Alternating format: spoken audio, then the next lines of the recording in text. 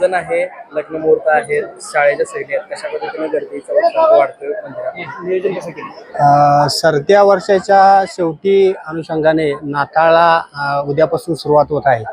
परंतु प्रामुख्याने शनिवार आणि रविवार सुट्टी असल्यामुळे मोठ्या प्रमाणावर पर्यटक हे कोकणातून महालक्ष्मीच्या दर्शनासाठी येत आहेत किंवा मुंबईहून लोक महालक्ष्मीचे दर्शन घेऊन कोकणात जात आहेत.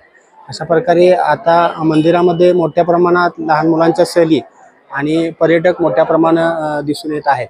त्या गर्दीवर नियंत्रण ठेवण्यासाठी समितीने आवश्यक त्या सूचना संबंधितांना केलेल्या आहेत आणि त्याची उपाययोजना समितीकडून होत आहे. लाखो भाविकांचे श्रद्धास्थान असलेल्या करवीर निवासिनी आई अंबाबाईच्या दर्शनासाठी आता भाविकांनी मोठी गर्दी केलेली आपल्याला पाहायला मिळत आहे. आपण सध्या मंदिर परिसरात आणि ही सगळी दृश्य आपण पाहतो की आई अंबाबाईच्या दर्शनासाठी कोल्हापूर जिल्हा असेल किंवा महाराष्ट्र किंवा इतर राज्यातील लोकांनी देखील मोठ्या प्रमाणात गर्दी केलेली आपल्याला पाहायला मिळत आहे. खरं तर सरत्या वर्षाला निरोप देण्यासाठी देखील अनेक जण निरोपाच्या वेळी दर्शनासाठी येत असतात. त्याचप्रमाणे शाळेच्या सहली देखील आहेत आणि त्याचबरोबर ही सगळी दृश्य आहेत ती अंबाबाईच्या दर्शनासाठी आलेली आपल्याला पाहायला भाविक मिळत आहेत. नाताळची देखील आता सुट्टी चालू होणार आहे, त्यामुळे एकंदरीत या सगळ्या अनुषंगानं भाविक मोठ्या प्रमाणात जे आहे ते या मंदिर परिसरात दाखल झालेले आहेत. आई अंबाबाई दर्शन घेत आहेत. आपल्यासोबत काही भाविक देखील बोलण्यासाठी आहेत. काय सांगाल, कुठून आलाय? मी पुण्यावरून आलेलो आहे. हा, दर्शन घेतलं. आज दर्शनासाठी नेमकं काय? दर्शन आज मंगळवार पण आहे आणि एक चांगले सुट्ट्या पण लागल्यात नाताळाच्या, त्यामुळे भरपूर गर्दी पण आहे. दर्शन छान झालं. सर्व आमचे मित्र परिवार आहे.